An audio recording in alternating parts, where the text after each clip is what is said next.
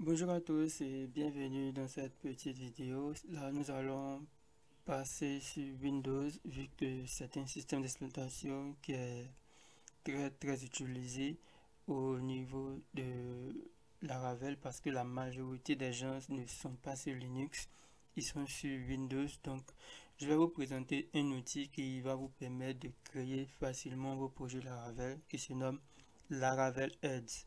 Laravel Heads est un logiciel qui contient à l'intérieur de lui à la fois tous les outils dont vous aurez besoin pour créer rapidement un projet Laravel tel que PHP, Composer, Node, voilà.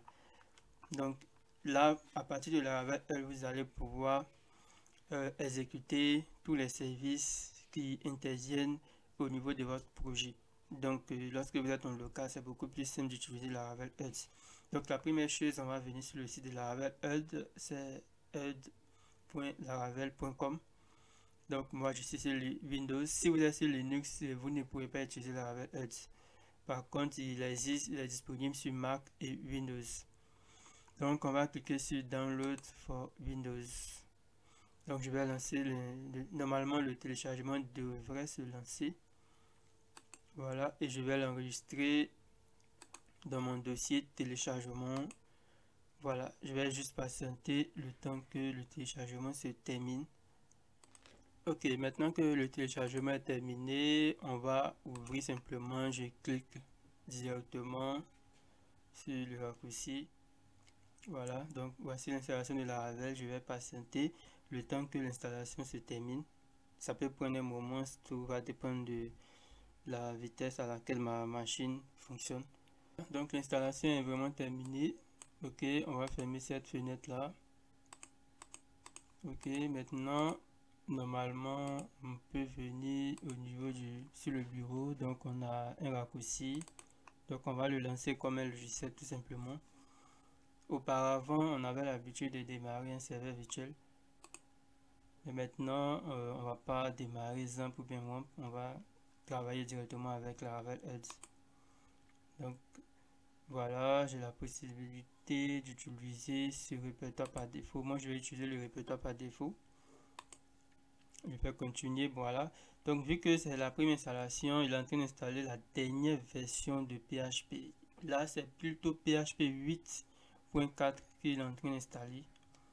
Par défaut, il va toujours installer la dernière version de PHP, mais vous avez la possibilité de, réinstaller une version antérieure, une version récente, une version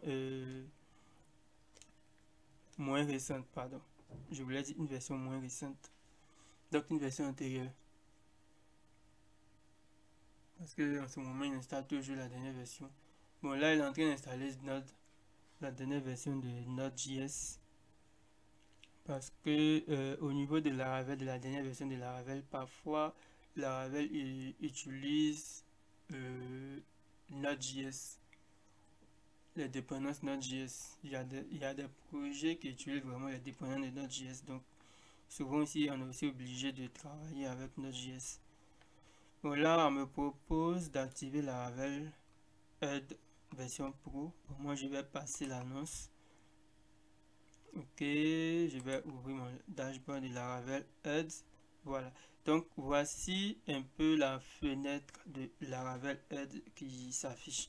Donc, si je vais créer une nouvelle application, bon, par défaut, voilà tous les services qui sont ouverts. Donc, vous voyez que là, il n'y a pas de base de données, il n'y a pas de serveur de base de données. C'est pour ça qu'il n'y a pas MySQL ici. Donc, c'est à vous soit d'installer un serveur de base de données tel que MySQL. Voilà. Maintenant, si vous voulez utiliser SQLite comme base de données, vous serez obligé d'utiliser un petit logiciel pour l'ouvrir, pour pouvoir voir vos fichiers directement. Mais nous, on va pas vraiment travailler avec une base de données visuelle. On va tout écrire au niveau des migrations et puis utiliser un fichier, régénérer le fichier SQLite pour la base de données. Donc, pour créer un nouveau projet, vous allez venir sur Site, ici dans le menu où se trouve dashboard général. Donc on va cliquer sur site. Voilà, on va cliquer sur add site. Voilà, on te propose soit est-ce que tu veux utiliser un projet existant ou bien tu veux créer un nouveau projet Laravel. Donc je vais cocher New Laravel Project. Je fais Next. Voilà, ici on va me demander est-ce que je veux que le nouveau projet Laravel n'utilise pas de starter kit, ou bien je préfère qu'il utilise un starter kit mais en React ou avec Vue ou avec Livewire. Voilà. Ou bien je veux personnaliser le starter kit. Ou bien si je ne veux pas de starter kit, je vais utiliser ça. Si je veux qu'il utilise Livewire, je vais cliquer sur Livewire. Bon, nous, on ne voudrait pas de starter kit, on voudrait partir d'un projet Laravel 8. Voilà, donc ici, on va mettre le nom du projet. Vu qu'il s'agit d'un projet de gestion de tâches, on va l'appeler Task Manager. Voilà, je fais suivant et là il est en train de créer le nouveau projet. Vous allez voir qu'il va exécuter automatiquement la commande de création d'un projet Laravel. Donc vous pouvez le voir. Il est en train de créer notre projet au niveau du dossier Task Manager. Comme vous pouvez le constater, l'application a bien été créée. Voilà, donc vous avez la possibilité soit de fermer la fenêtre ou de l'ouvrir. Donc vous voyez qu'il est situé au niveau de Users, One utilisateur, le dossier Add et dans un dossier Task Manager. Voilà, donc vous allez pouvoir cliquer directement juste ici sur le lien pour l'ouvrir dans le navigateur. Voilà, donc voici un peu le projet. Voilà, donc si je veux pas démarrer le projet, bon là vous voyez que c'est marqué connexion non sécurisée. De toute façon nous sommes en local, donc voilà, on s'en fout de la connexion non sécurisée vu que nous sommes en local. Voilà.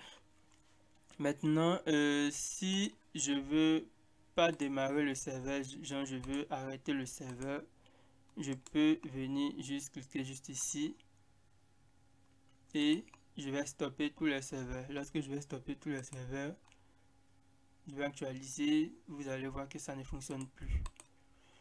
Voilà, donc je vais maintenant relancer tous les serveurs et là vous allez voir maintenant que la page fonctionne. Donc là c'est la page d'accueil de Laravel 12.